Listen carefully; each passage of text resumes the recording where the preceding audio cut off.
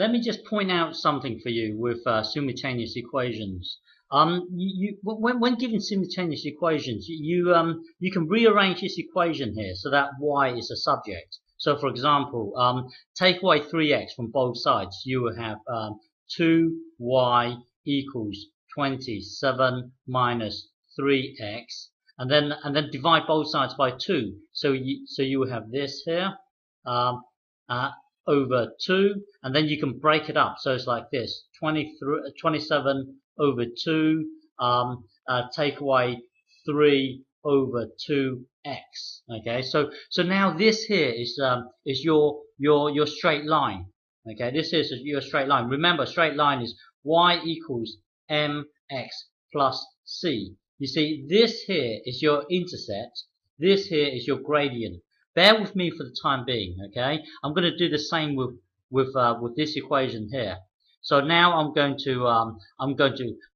want to rearrange it so that y is a subject. So at the moment, y is a negative, so add y to both sides. So we will have 4x equals 14, add y. Now kill off the 14, so you have y equals 4x minus 14.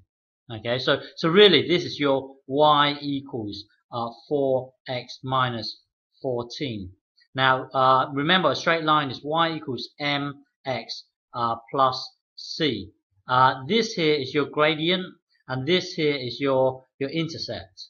Okay, the intercept is minus 14. What I'm trying to point out is that when you're given simultaneous equations to solve, you can also view it as this. Hang on, let me just quickly draw a graph. Let's quickly draw this one here. So this, you can imagine this as being a straight line. So the intercept is roughly it's roughly 13 and a half. Okay, let's say 13 and a half here, 13.5. This is your intercept.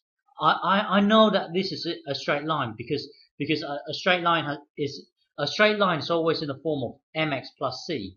This is your c, your intercept. This is your gradient. Now the gradient is minus 3 over 2. So that means the up and down is 3. The across is 2, and it's going downhill because of this negative.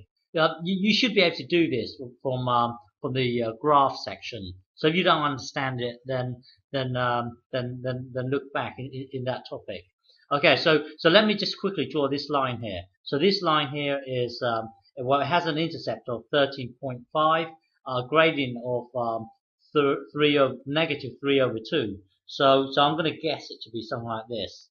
Okay, so this line here will look something like this. Hang on. Okay, and then now if you draw this line here, it has an intercept of minus 14. Okay, minus 14. So I'm going to guess around here, and then it has a gradient of 4. So maybe a gradient of 4. So it's quite steep. Maybe something like this. Okay. So this is y equals 4x minus 14. This here is 27 over 2 minus 3 over 2x. Okay. Now, when you're solving simultaneous equations, it's actually the same as you trying to find out the intercept of these two lines. You see, where the two lines meet or intersect.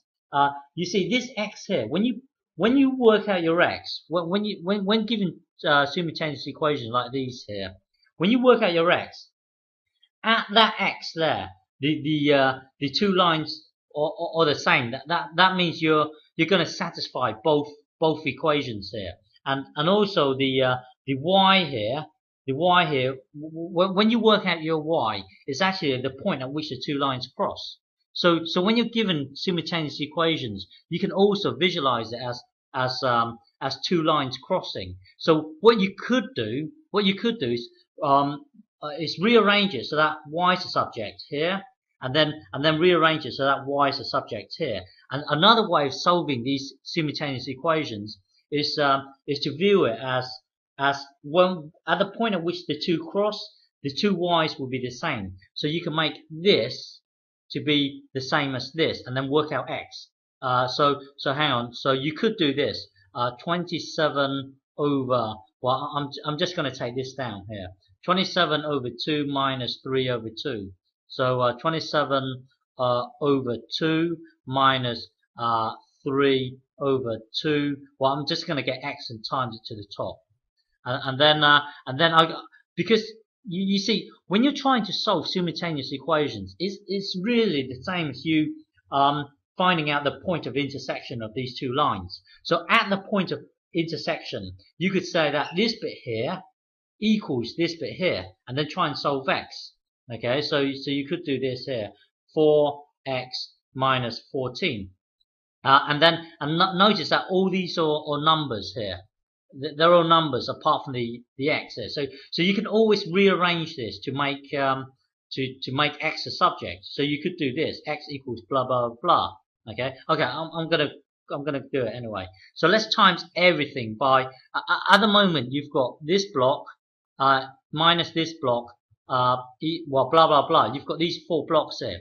Times everything by 2. So you have 27. And remember that there are lots of ways of doing this. Minus 3x equals 8x minus 28. Okay, so now you've got minus x on this side. You've got an x over 8x over there. So add 3x to both sides. So this will be 11x. This will be 27. This will be minus 28. So now add 28 to both sides. So this will be 40, 55. This will be 11. 11. Well, this here, divide both sides by 11. So x equals 5.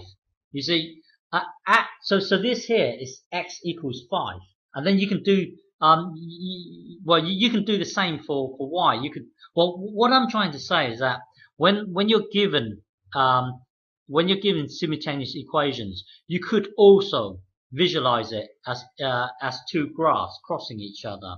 Okay, something just for you to take note of. Okay, it might be useful in the future.